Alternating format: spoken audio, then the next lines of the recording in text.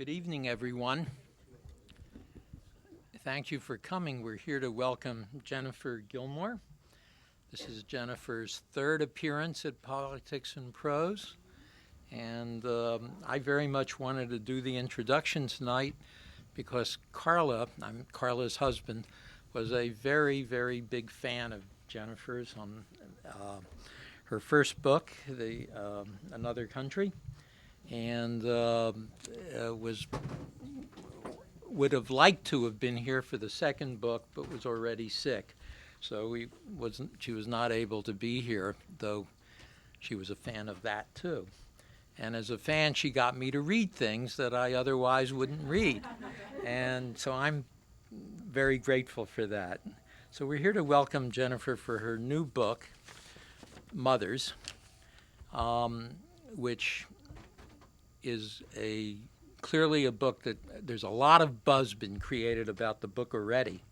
And the buzz is what a terrific book it is, and it gets a boost from Meg Wolitzer, who's a pretty damn good novelist herself, and others, and it hasn't even been reviewed yet in the New York Times or the Washington Post. So I think it is really terrific to get a sense of this buzz, and you're going to hear about the book and mothers and adoption and other things, and it's not for me to step on Jennifer's presentation, which she can do and I can't. So I very much want us to welcome Jennifer Gilmore here and to Politics Prose for another time and for many more after this.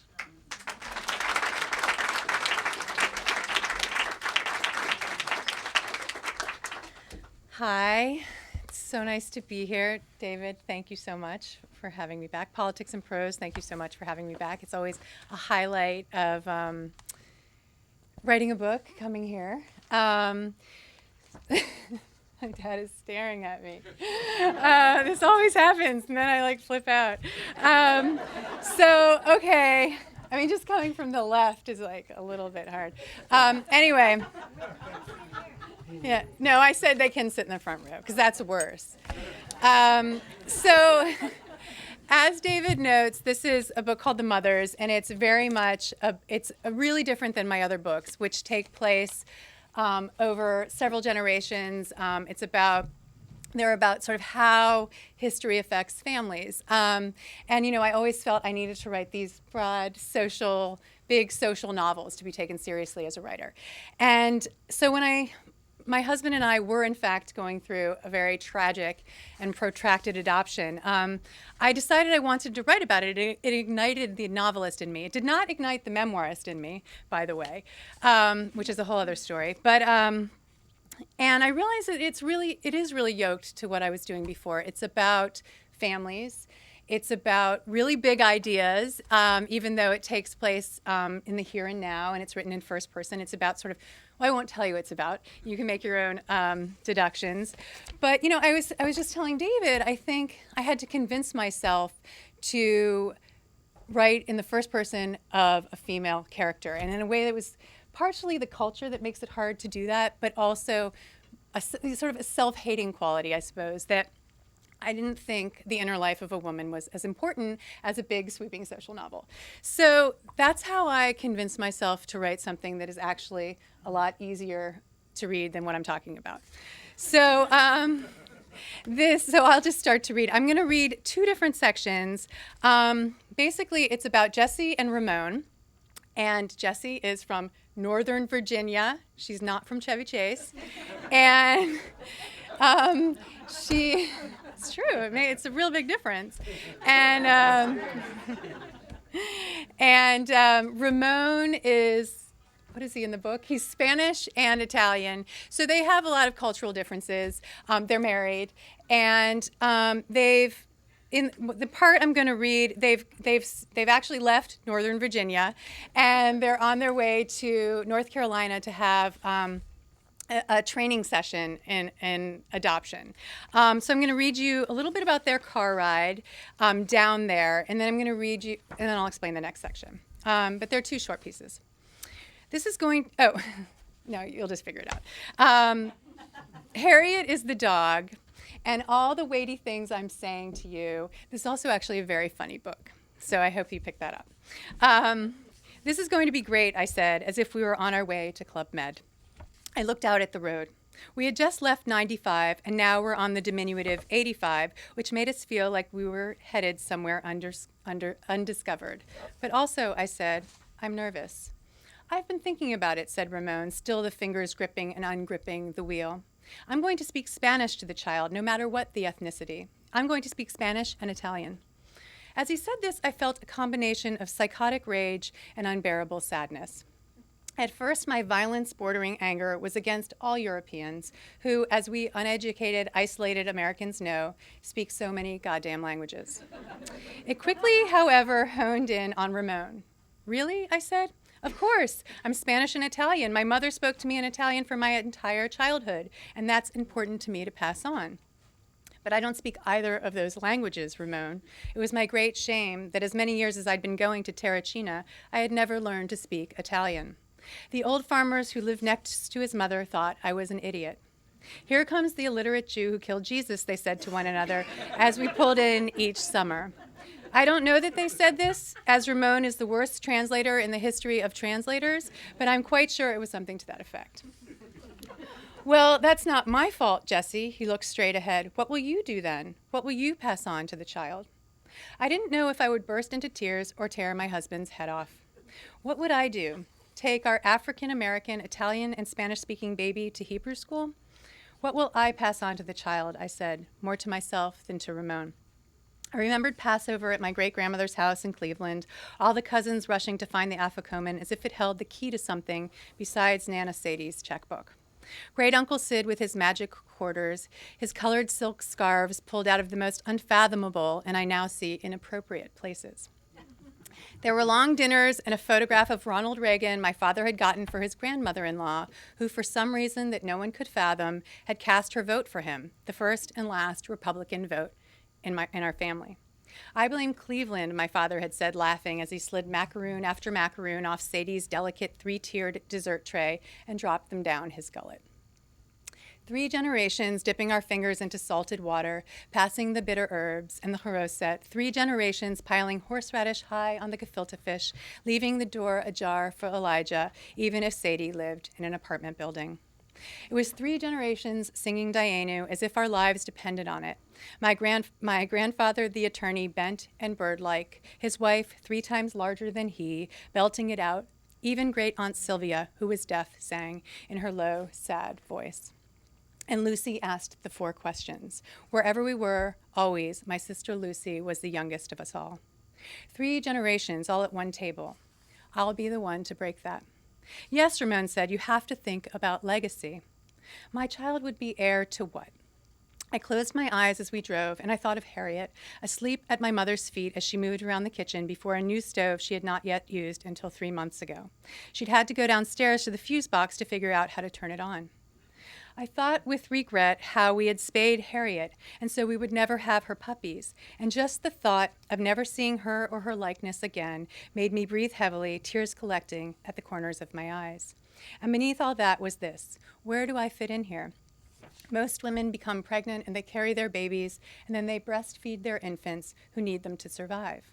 Ramon and I were the same. We were 2 bodies. The baby would need us equally. And yet Ramon would have his 17 languages and his countless rich cultural experiences to share. I didn't know what I could offer, and while I began to ponder all the perils of assimilated Judaism, really it was just this: was I the mother? Wasn't I supposed to be the mother? So they go down to North Carolina, and they meet with they do a training session. They happen to be the only heterosexual couple at the training session. And they're at least 15 years older than everyone. So when they're in North Carolina, they decide they want to have barbecue, because that's the kind of people they are, because they're in North Carolina. Anyway, they go out with another couple, a lesbian couple, who they meet at the training session, who are from the area. The walls at the spot were fleshy, light brown and pink, beamed with old wood, which gave the effect of being inside the chest of a pig. The restaurant was loud with thrilled voices ordering food and talking about what they'd ordered, and children crying and old people cooing, and it felt good to be the part of a loved, bustle of a loved place. I'm ravenous. I looked at the menu. I might just eat one of you, I said. He was on the Food Network, Paula told us proudly. Already someone had placed a bowl of cornbread in the center of the table, and she nibbled on a piece, leaving a trail of yellow crumbs at the sides of her mouth and down her blue Oxford cloth shirt. She pointed to an enormous man with a sparse salt and pepper beard walking around the room, stopping at tables. He's the pitmaster. He does this whole hog thing they featured on that show where the chef tries to beat them at their specialty thing. Oh, I couldn't help but be disappointed that we'd been taken to a place everybody already knew about. Neat, Ramon broke off a piece of cornbread and popped it into his mouth. What's good, I asked. You have to get it Carolina style, he said, the meat. She said, Carolina is dry, not Texas style. We don't do that here. That's all wet and, well, Texas-like. Ramon and I nodded, looking at the menu. Whatever we chose, it came with 2 sides. The waiter came over and took our drinks order. Without consulting one another, we all ordered whiskey. All but Anita, who wanted lemonade. Women who don't drink get my attention, as I always think they're pregnant. Was Anita not drinking due to alcoholism or religion? I wondered now. Look at all the sides, Ramon said to me, eyes bright. I looked up from the menu with its drawing of a pig sectioned into parts. I tried not to think about a documentary we'd seen recently on food production. The sound of squawking chickens and pigs, sometimes flung together by their curling, breaking tails, was still an echo I could not shake. I looked to the section of the menu that said everything but the squeal and wondered if those pigs were thrown together so tightly they couldn't breathe, if they were given factory-produced slop, which often consisted of parts of pigs that humans wouldn't touch. I thought of those pigs being forced to eat each other, and then I thought of the other alternative, pigs roaming free on grassy land, not unlike the rolling hills dotted with horses we'd seen just yesterday, driving in. Only yesterday. There was an excessive amount of choosing to be done. Did I want the meat? And who came to a place like this and did not want meat? Chopped or pulled? Did I want macaroni and cheese or collard greens or black-eyed peas or fried okra? Well, I wanted everything, of course. It's a shitload of food, Paula said as she watched Ramon and me scan the menu. The multiplicity of choice overwhelmed me, and it became impossible not to think of all the decisions we had made that day. The waiter came back with our drinks. As always, I had many questions. Is the corn fresh? I asked. I saw Paula look over at Anita as if to say, we should have known. Honey, this is North Carolina, he said. Of course it's fresh. And yes, it's from a farm not 20 miles from here. That's where we get our greens too, and the cheese for the mac and cheese comes from a dairy close in the next town. I didn't care that he rolled his eyes at Anita and Paula. I'm going to have the whole rack, Ramon said. The waiter tilted his head. You're not a large guy, he said. That's a lot of meat. He nodded. I know, I'm ready. Baby back or Carolina style? Ramon looked at Anita and Paula, who both nodded their heads, urging him. Carolina, he said, with feeling. I'm getting the chopped pork, I said. Should I get the chopped or pulled? Chopped, said Anita. It's a thing here. You all sure you don't want to split? The waiter said. Let him eat, Anita said. We're hungry as hell. After the waiter took down the rest of our order, and after Anita called him back to order the fried green tomatoes, yet another regional dish we had to try, we sat for a moment sipping our whiskey. Can I ask you guys something? I said. They nodded. What did you check for drug use? They paused and then looked at each other. Anita traced her finger along the table. We're gay, she said. I looked at her blankly, and Ramon lifted his drink to his lips again. We know that, I said. Did they think we didn't know that? Should we have told them about all our gay friends in New York? No, what I mean is we live in a rural part of the state. It's not rural, Paula told her. It's 20 minutes from here. Fine, we're in Holly Springs. It's a small town, and it's not like a small town in Connecticut. So those guys, I know what they were thinking, just a white kid. Otherwise, it will draw even more attention to us being gay, which is not easy here. Is it easy anywhere? I wanted the fried green tomatoes to come.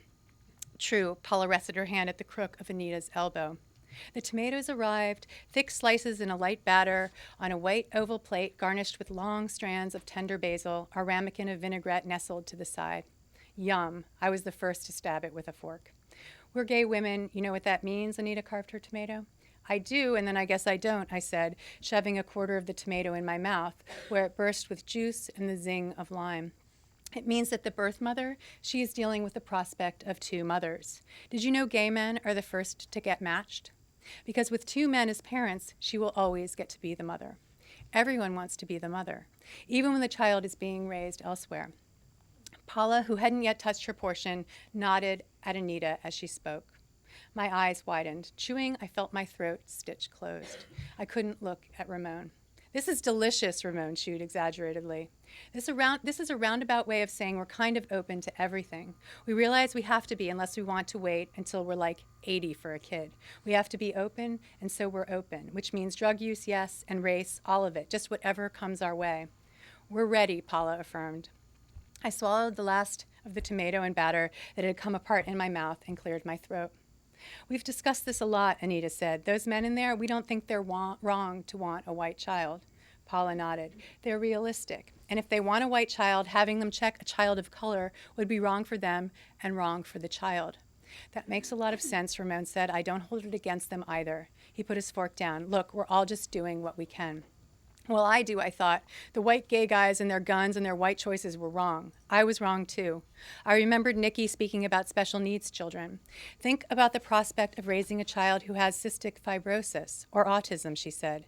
But I didn't want to choose a child with either of those things. And then the waiter arrived, with a tray of food so enormous he had a helper with him to lower it. Massive amounts of greens hung off the sides of the plate like wilted streamers. The steaming creamed corn nearly lapped over the edges of the dish, and some of the fried okra tumbled out of the red basket lined with a paper towel before it even hit the table. Then came the meat. Shaking his head and smiling glibly, the waiter placed about 14 ribs from prehistoric times in front of Ramon, who gazed down at it, stunned. My chopped pork was piled so high I could have sledded down it. I couldn't help myself. I thought of the pigs in that documentary thrown atop each other into live, shrieking piles, cows branded, stomachs seared, and herded in the most inhumane of ways. And then I realized I had gotten caught up in being around people and being outside myself again, and all of the things I'd asked, I had neglected the one most important question. I'd forgotten to ask about the meat. I grabbed the waiter by the arm. The meat, I said. I could feel the tears hot along my cheeks, and I tried to turn away from Paula and Anita, who looked up from dividing up their meals like civilized people. Where is it from? I asked our waiter. He cocked his head. I don't know what you mean, he said. Please, I said to Ramon and to the waiter, pushing my chair out from the table. I couldn't look at the piles of food, the slop of it. I thought of waste and those children in Ethiopia, their bellies distended with hunger, flies buzzing around their heads in the USA for Africa infomercials, We Are the World playing in the background, flashes of the video, Billy Joel and Bruce Springsteen baby-faced, Cyndi Lauper, dewy and pudgy, even Dylan was young then. How had I ever had the right to want? Can you just tell me where you got this meat? I asked again. Honey, where do you think I got the meat? The waiter crossed his arms. From the kitchen, he said. In the bathroom, surrounded by cartoon renderings of pigs and cows, I gathered myself up like so much loose change, coins I had collected on countless other nights, evenings when someone announced their unexpected and unwanted pregnancy, or when an acquaintance showed up at a party 9 months pregnant, or when my cousin's child answered the doorbell all grown up. I gathered myself up, and after I'd splashed cold water on my face and reapplied lipstick, painting on a smile, I went back to the table, ready to hack at my mountain of chopped pork. Welcome back, Anita said, patting my leg as I sat down. Paula bowed her head slowly and succinctly. And I was grateful then that we had all dined together. Anita, I had learned that night, spent an inordinate amount of time on the insides of dogs, exhuming objects from their intestines, patching up torn hearts, while Paula mixed up TPN, milky nutrition dripping through an IV for the sick and the elderly. I did not mention that I knew what that was, how I'd lived on it for weeks at a time, but I felt understood more deeply by them than I had been understood in a while. The rest of dinner was a daze of food, and then the dessert, a banana pudding Anita insisted we at least taste. It came topped with marshmallow and meringue, 4 vanilla wafers standing in the sugary soup of it. Everyone else tasted it, and I ate most of it. And then we slapped 2 credit cards down to split the cost, which wasn't really fair to Anita and Paula, as Anita hadn't had a drink, and they only ordered half of what Ramon and I had ordered. And this, along with the amount of food I'd personally consumed, is one of the many things I would feel guilty about as I lay awake at 3 in the morning. But I didn't know that yet when they dropped us back at the hotel, where in our unremarkable room, my husband and I undressed without speaking in the near dark, 2 moving shadows in a foreign space. I could feel my stomach distended from the excessive dinner, a stomach not unlike a starving child's. We got into bed between the cold white sheets, and we lay there in the dark.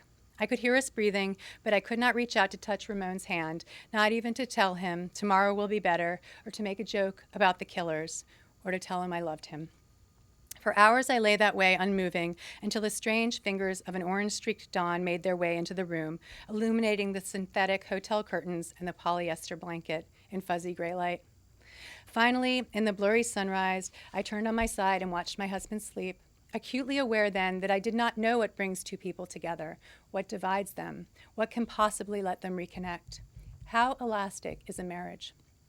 Likewise, we could not get back that time wasted on failing. We could not turn around those awful moments of not succeeding in having a child, and I did not know that night and early morning if Ramon's and my relationship had already given out from it, the resilience of our connection worn thin without snapping. I did not know if it would soon split or if we would manage through this, remain somehow supple, but I rose anyway, and in the glare of the fluorescent bathroom light, I turned on the shower to the highest heat, watched the steam fill the tub, already fogging the mirrors as I stepped in to get ready for the morning. Thank you.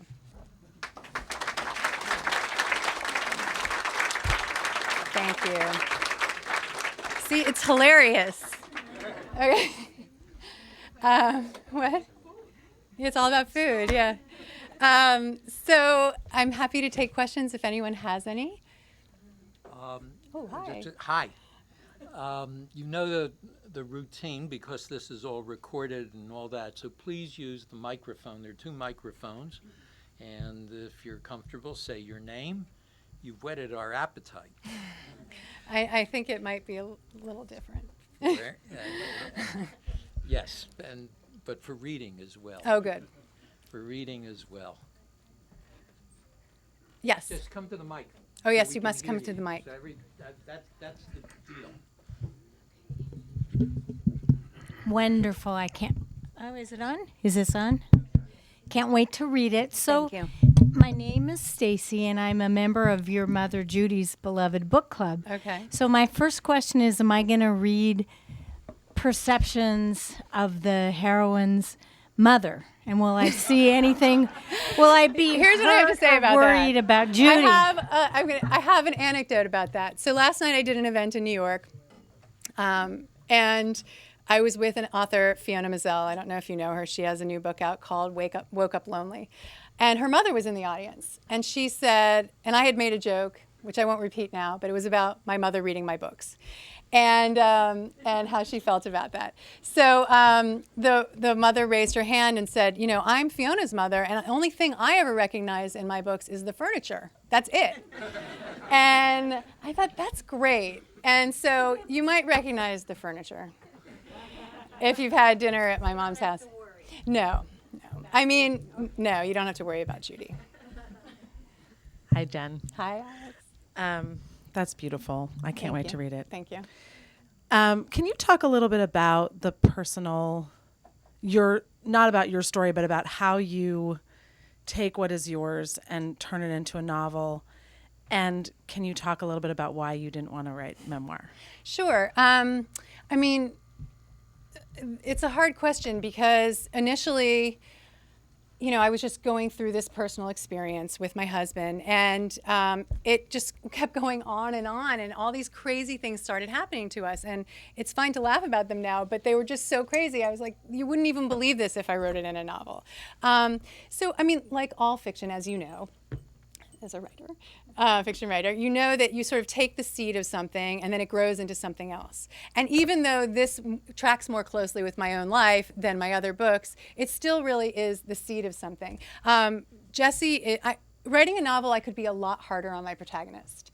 So, I've read reviews that she's really awful, that she's my alter ego, and she's terrible, and that's interesting. And I didn't know I was that hard on her. But truly. So I think it was easier for me, as I said in the beginning, to think about this as ideas. In regards to writing a memoir, it's not. I've read beautiful memoirs. I've been changed by memoirs, but I think a memoir, the ones I've read that are at their best, the ones George Saunders, how he says. Do you guys know the writer George Saunders? And he says when you experience a work of art, you walk through a box and then you come out different. And for me, that works with fiction best. I mean, sometimes movies, but. Memoirs, when they work really well, I think have a sense of reflection to them. There's analysis in the reflection, and they take place a lot later than the experience. And I think that fiction, that analysis is implicit in the characters, in the plot, and it was really easier for me to see it from that perspective. And I also, I really am a novelist, so I write essays, but to sustain a long memoir would be difficult for me. Hi. Hi, Jerry Jazanowski, a friend of your family's and an admirer of your writing. Thank you. And we met outside. Yes, and we met outside. I'm reading a lot of novels now, both mystery novels and high literature, and I'm very curious as to how you decided to write in the first person and how you get in the position of writing in the first person. It must be fairly difficult in some ways, I suppose. Absolutely. And who you admire, who among the current novelists in terms not of the first person, but just in general. I was looking at the books over there and I saw James Salter, who I really want to read that book. You haven't heard of forever. I Yeah. mean, he disappeared and then he came back. And so And that book, I think, is on the bestseller list now. Yeah, which really, is great. and it's endorsed by Bainville and O'Brien and everybody. So anyway, who do you like, and how did you get in the first person comfortably, and why? To address the first person, God, I had something really interesting to say about that. Oh, yes. I used to write sort of contemporary stories in the first person, and then when I sort of happened upon my first novel, which was in third person, as is my second, I felt, oh, this is so freeing. I can write this big, broad, be in everyone's head. I will never write in the first person again. I will never do it. You never get taken seriously. You're just in one person's inner voice. And if you're a woman, just forget it. And then, of course, as I told you in the beginning, I just kept hearing this voice, and it was in the first person. And I think that there are a lot of writers in here, and we might all say that if it doesn't cost you something, if it isn't a tiny bit scary, then it isn't really worth writing. So I had to ask myself why I was so against the first person and what was I running from. So that is part of what charged, part of my, if you call it an agenda, but what charged the book for me is, it felt more brave than now. It won't feel as brave in the next one, so I'll have to figure something else out. Not going to write in the second person though. And as to who I admire, my mind is like a sieve when someone asks me that. I am a huge fan of Zadie Smith. Meg Wolitzer's The Interestings is right up here. It's a wonderful book. Elliot Holt is sitting here. She has a book coming out in June from DC that I have not read, but I'm excited to read. So, when you're a writer, it's both wonderful and tragic that you read each other, but then you don't get to read like Tolstoy. So, yeah, I mean, there are a lot of contemporary novelists I admire a lot, but I really would like to, you always say that. In the summer, I'll read Tolstoy, but we'll see. Hi, Hi. I'm Peggy. I'm a friend of your mom's, as you know. After all this that this couple has been through, in your mind's eye, would this couple be interested in adopting a second child? Would they be willing to go through No. it again? No. No. Wow.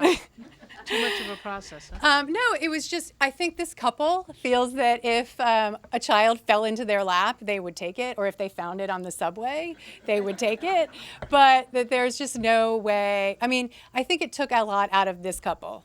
That, Well, I'm fictional couple. no, absolutely, truly. I mean, it took out a lot out of my experience with my husband too, but it was really different for them. I mean, her wants and her desires are not my wants and my desires. Her fears, not all of them are my fears. But what they went through and the strain it put on their marriage, and also how they behaved around their family and the way they behaved around friends or the way friends behaved around, it just was so changing for them, and it took so many years. I mean, it would be disingenuous to say anyone who's gone through an adoption or is going through an adoption that everyone is coming to it happily. You know, it's a lot of grief for a lot of people, and you really have to deal with that every time. So I think Jessie is pretty well aware of that, and I don't think she could go through it again.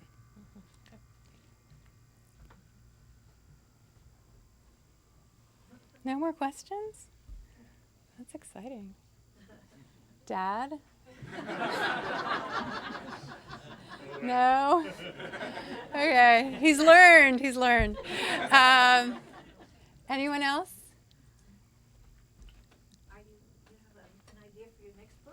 You know, when I started this book, when I was compelled to start this book, I was writing a book about a novel set in Greece, which is in fact where my husband is from. And I've spent a lot of time there, and there's just talk about, I mean, it's big time novel stuff. And and it had, you know, it's a big kind of sprawling third person novel that it has, the setting has a lot to do with. It's just so different than this book. So I think that every book teaches you how to write it, but in some way you need a vacation from your own writing. So I might return to that. Totally different experience. We can't wait. Thank you, David. Okay. Jennifer, thank you. Thank You helped you. make what is a festive crowd to begin with even more festive, and that's wonderful. And part of festivity is food and drink, and there is food and drink here, courtesy of your mom, I think. Parents. You got to include everybody. Parents, mother and father, even if they didn't ask a question, they did very well. So Jennifer will sign books here, just line up.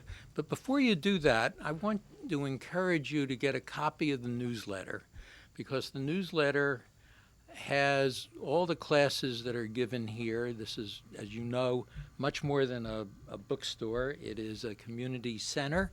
It is a learning place. It is a place where there's civil discourse on fiction and nonfiction.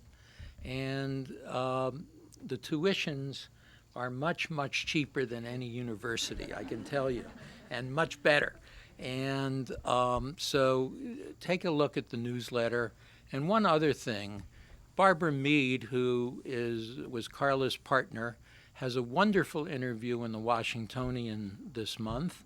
And if you go online, you can actually read the interview in the Politics and Prose newsletter. And it's a wonderful interview with Barbara. So Jennifer is here to sign books and conversation. She likes to talk. And she's funny as well. It's a shield for my shyness. Right. Yes, and you can, and I'll sell you the Brooklyn Bridge too. So line up and please help us with the chairs. You were great.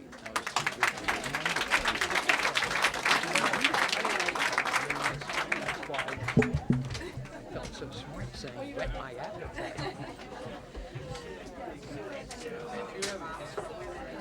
Sure, there's pens here.